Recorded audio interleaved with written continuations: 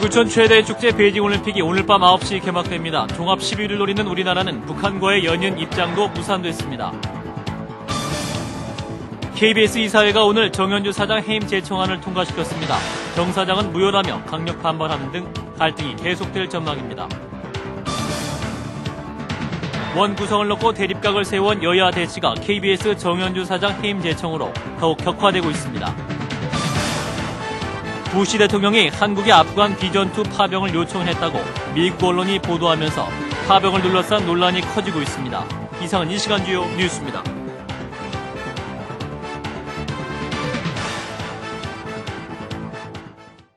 시청자 여러분 안녕하십니까? 지구촌 최대 축제 베이징 올림픽이 잠시 후 9시부터 성대한 막을 올립니다. 우리나라는 2회 연속 종합 10위를 노리고 있지만 오늘 개막식에는 아쉽게도 남북한의 공동 입장은 물론 연이은 입장마저도 무산됐습니다. CBS 올림픽 특별 취재단의 임종률 기자의 보도입니다. 하나의 세계와 하나의 꿈, 전 세계 60억 인구를 하나로 모을 베이징 올림픽이 드디어 그 화려한 개막식으로 17일간 연전에 돌입합니다. 총 1,000억 원이 넘는 천문학적 비용과 2만이 넘는 인원이 참가하는 개막식은 잠시 뒤 열리는 식전 행사로 열기를 달굴 예정입니다. 중국 영화의 세계적인 거장 장리모 감독이 총지휘하는 개막 공연은 100여 개국 세계 정상들이 참가한 가운데 지상 최대 쇼로 기대를 모으고 있습니다.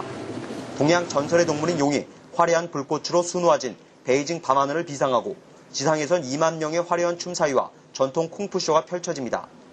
또 개막식의 백미, 최종 성화 정화주자가 누가 될지도 관심이 쏠립니다. 하지만 남과 북 하나된 한반도기는 볼 수 없게 됐습니다.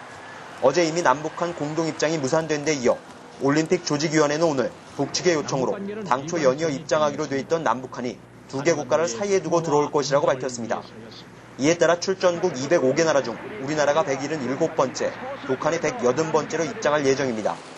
그러나 대표팀은 2회 연속 종합 10위를 위해 개막 당일인 오늘 오전에도 구슬땀을 흘렸습니다. 4년 동안 정말 준비를 많이 했습니다. 최선을 다해서 10위권에 들어갈 수 있도록 노력을 하겠습니다. 전 세계 60억 인구를 사로잡을 올림픽 성화의 열기가 뜨겁게 타오르고 있습니다. 베이징에서 CBS 뉴스 임종률입니다. 이명박 대통령과 김영남 북한 최고인민회의 상임위원장이 오늘 중국에서 처음으로 만났습니다. 올림픽 개막식 참석차 중국을 방문한 이 대통령은 오늘 후진타오 중국 국가주석이 주최한 오찬장에서 자리에 앉기 전 김영남 위원장에게 다가가서 가볍게 악수를 나눴다고 청와대 측이 밝혔습니다. 이 대통령과 김 위원장은 올림픽 개막식 행사장에서도 가까운 거리에서 자리를 함께 할 것으로 알려졌습니다. KBS 이사회가 오늘 정현주 사장 해임 재청안을 통과시켰습니다. 정 사장이 근원적으로 무효라면서 강력 반발하는 등 갈등은 계속될 전망입니다. 조기호 기자입니다. KBS 이사회가 오늘 임시회를 열어 정현주 사장에 대한 해임 재청안을 통과시켰습니다.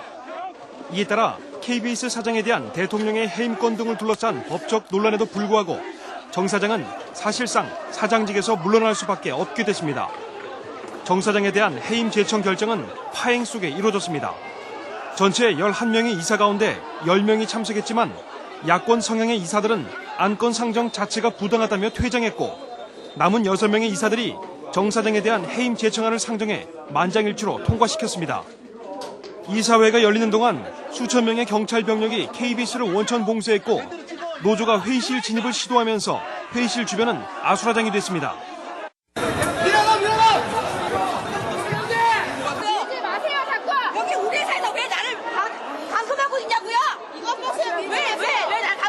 정현주 사장은 이사회의 의결은 근원적으로 무효라며 법적 대응을 할 것이라고 강력히 반발했습니다.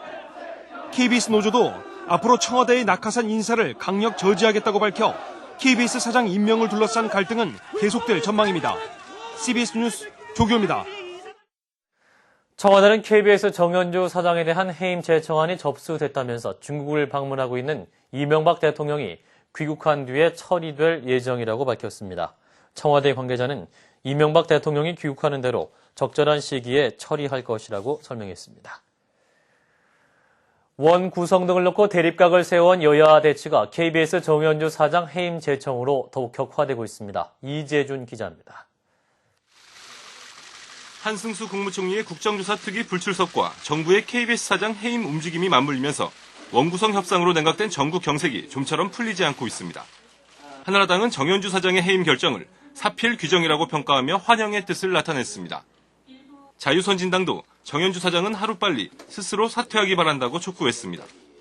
반면 야3당은 정권 차원의 언론 장악 음모라며 강하게 반발하고 나섰습니다.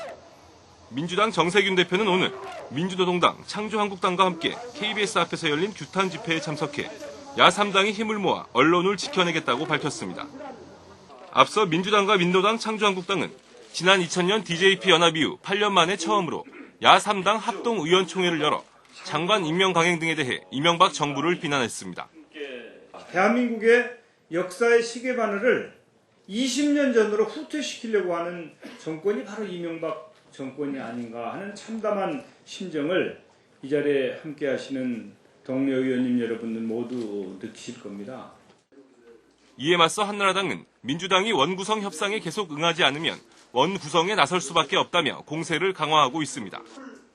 이런 가운데 다음 주 초 김영호 국회의장 주재로 여야 원내대표 회의가 예정돼 있어서 타협의 계기를 찾을 수 있을지 주목됩니다. CBS 뉴스 이재준입니다. 조지 부시 미국 대통령이 이명박 대통령에게 아프가니스탄의 비전투 부대 파병을 요청했었다고 미국 언론이 보도하면서 파병을 둘러싼 논란이 커지고 있습니다. 월스트리트저널은 부시 대통령이 이 대통령에게 한국 군대를 아프간의 비전투적인 역할로 다시 파견하도록 검토할 것을 요청했다고 전하며 하지만 이 대통령은 즉각적인 답변을 하지 않았다고 보도했습니다. 이러한 보도는 지난 6일 한미 정상회담에서 아프간 재파병 문제는 논의하지 않았다는 청와대의 발표와는 상반된 내용입니다. 대통령 부인의 사촌 김옥희 씨의 공천 청탁 의혹 사건을 수사하고 있는 검찰이 막바지 계좌 추적에 집중하고 있습니다. 서울중앙지검 금융조세 조사 2부는 김 씨가 김정원 서울시 버스 운송조합 이사장에게 받은 뒤 돌려주지 않은 4억 9천만 원 가운데 4억여 원의 사용처를 확인하고 나머지 8천여만 원의 행방을 추적하고 있습니다. 검찰은 이와 함께 김 씨가 친박연대 다른 인사에게도 공천 로비를 시도했다는 정황을 잡고 관련자에 대한 조사를 검토하고 있습니다. 생산자 물가가 국제 원자재 가격의 상승으로 10년 만에 가장 높은 수준으로 올랐습니다. 한국은행에 따르면 지난달 생산자 물가는 지난해 같은 기간에 비해서 12.5%까지 올라 지난 1998년 7월에 12.8% 이후 가장 높은 수준을 기록했습니다. 한국은행 관계자는 그러나 8월에는 국제유가 하락세가 반영돼서 생산자 물가 상승률이 둔화될 것으로 예상된다고 밝혔습니다. 내달부터 평일 개성관광 요금이 10,000원씩 올라서 성인과 대학생은 18만 8천 원을 내야 합니다. 그러나 주말과 공휴일 요금, 학생과 어린이 요금은 그대로입니다. 현대아산은 개성관광이 버스로 이루어지다 보니 최근 유가 인상 때문에 유류비 부담이 가중돼서 부득이하게 요금을 소폭 인상하게 됐다고 덧붙였습니다.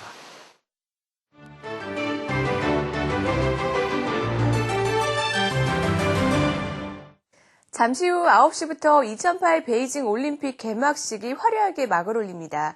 오늘부터 24일까지 17일간 80여 개국이 열전에 들어가게 되는데요.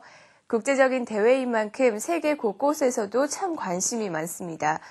특히 일본 도쿄에서는 베이징 올림픽 개막에 맞춰서 팬다 모양을 한 빵과 또 아이스크림이 눈길을 끌고 있다고 하는데요. 화면으로 직접 확인해 보시죠.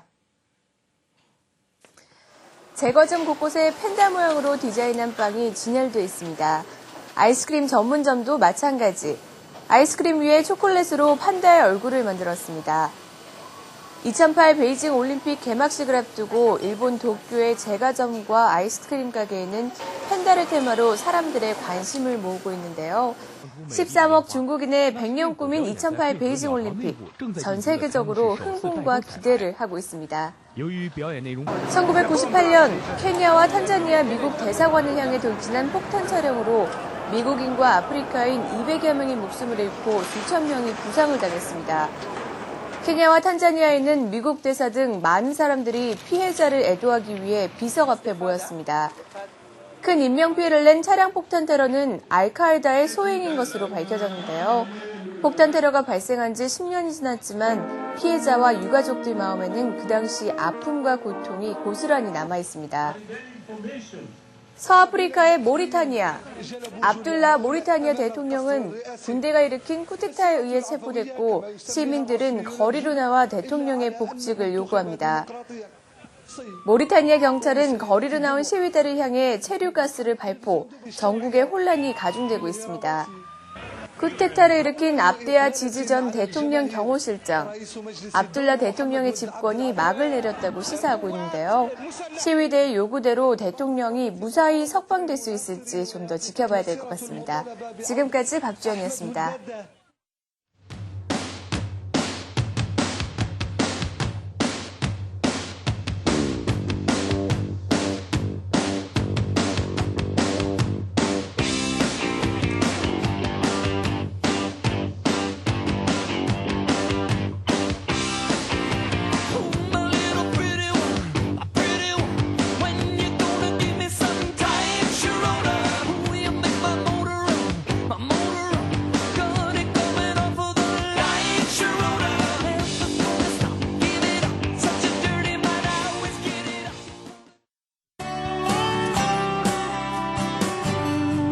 안녕하십니까. 기상청 통보관 김진식입니다. 주말 야외 활동을 위한 기상정보와 날씨와 관련된 관심 사항에 대해서 말씀드리겠습니다. 먼저 주말 기상정보입니다. 이번 주말인 내일과 모레는 고기압이 가장자리에 들어 더운 날씨가 이어지고 소나기가 오는 곳이 있겠으나 야외 활동에는 크게 지장이 없을 것으로 전망됩니다. 내일은 전국이 가끔 구름이 많고 남부지방은 오전에, 중부지방은 오후에서 밤 사이 산발적으로 소나기가 오는 곳이 있겠습니다. 일요일인 모레도 전국이 구름이 많은 날씨가 이어지면서 야외 활동에는 지장이 없겠습니다. 모레도 낮 기온이 30도를 웃도는 더위가 계속될 전망입니다. 이상으로 기상청에서 주말 웰빙 기상 정보를 전해드렸습니다. 이상으로 CBS 뉴스를 마칩니다. 고맙습니다.